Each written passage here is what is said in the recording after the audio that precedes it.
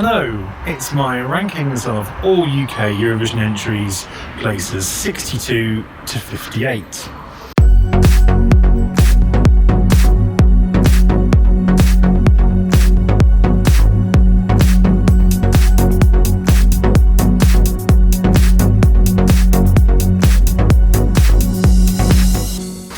Welcome to Matt Loves Eurovision. Please do click on the subscribe button or that notification bell, and as always, please do like, share and comment below.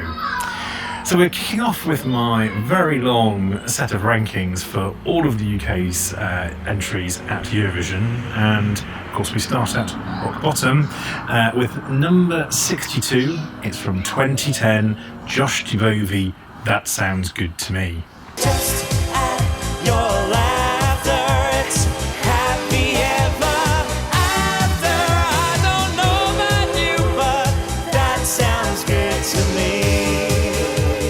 Whoa.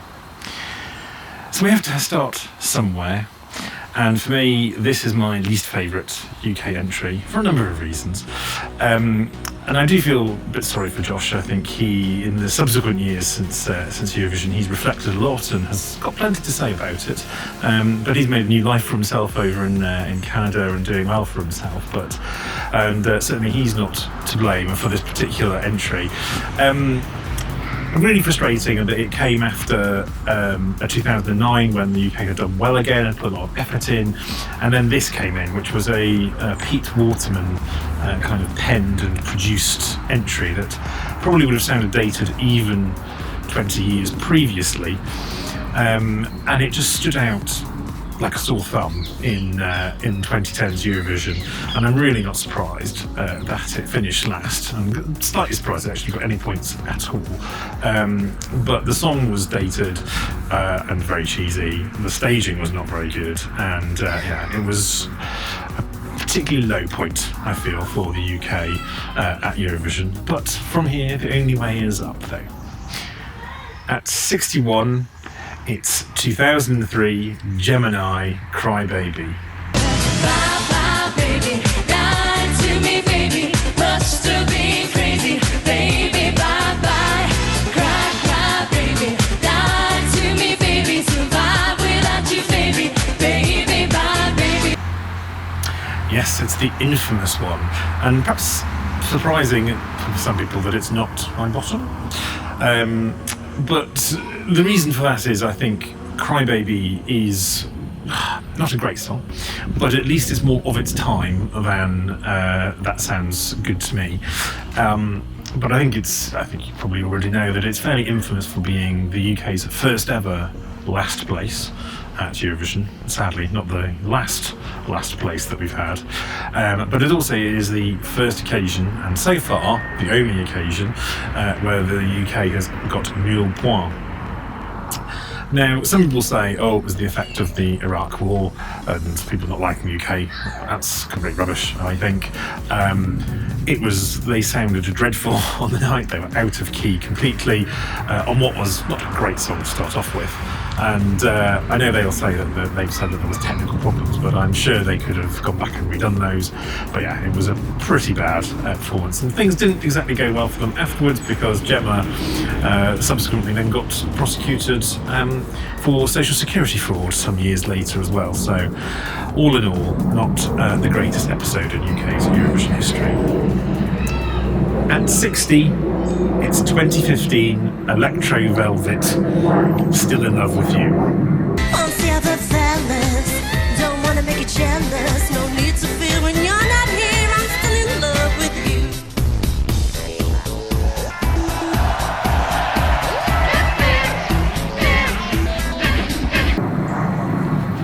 So another frustrating year after 2010 and also 2003, both of those years, and 2015, when the year before had shown a bit more promise for the UK, either in results or in how the BBC were approaching it. Only it feels to have a step back, and that's what it felt like with Electro Velvet. Alex and Bianca were both very lovely people, but I'm not sure a really how should I put it, cheesy electro swing song was necessarily quite right for modern Eurovision. I think maybe the idea was to have something that kind of stood out, but I don't think this stood out in the right way, and it certainly didn't get many points. Amazingly, it didn't come last, or even second from last, thanks to sort of even worse scoring from Germany, Austria and France that year. I do feel particularly for Bianca, who has cystic fibrosis. I think it really knocked her back in lots of ways in her confidence. However, I think since then she's sort of moved back into supporting cystic fibrosis charities and kind of singing to help people with cystic fibrosis.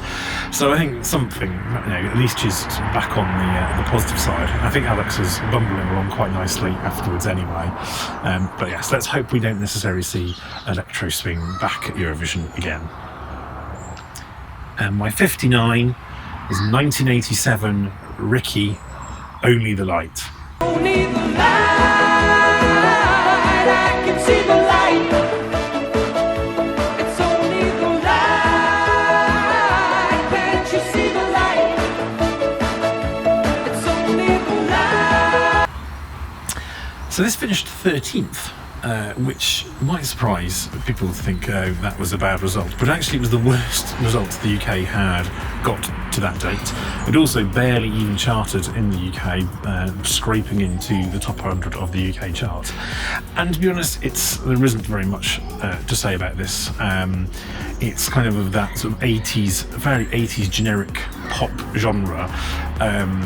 Not the kind of electro pop or the big high energy pop that I like. It's none of those, and really quite uninspiring. And I'm not surprised this one didn't do very well for the UK, and I'm quite surprised it did as well as it. Although I'm surprised it did as well as it did.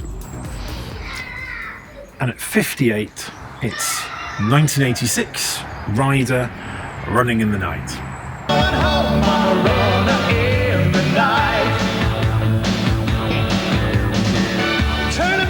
With another chance to make it right.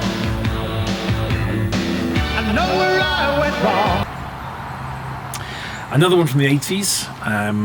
This one is from the genre of kind of 80s rock pop, which I have to say is not my favourite 80s genre. And yeah, I find this a fairly bland and uninspiring version of 80s rock pop. It didn't finish too bad. It actually finished in the top 10, slightly surprisingly, and came 7th, which we really would like these days. But actually, it was the first UK entry not to reach the top 75 in the UK charts for around since about 1964. So it wasn't a particularly commercial success when UK Eurovision entries normally did quite well. Interestingly, the main singer, the lead singer, it was actually the son of Bill Maynard, the actor who played Greengrass in Heartbeat, for those of you who know that. I think his father had a somewhat more successful career, sadly. So those are my least favourite UK Eurovision entries, but come back soon as we make our way up the table.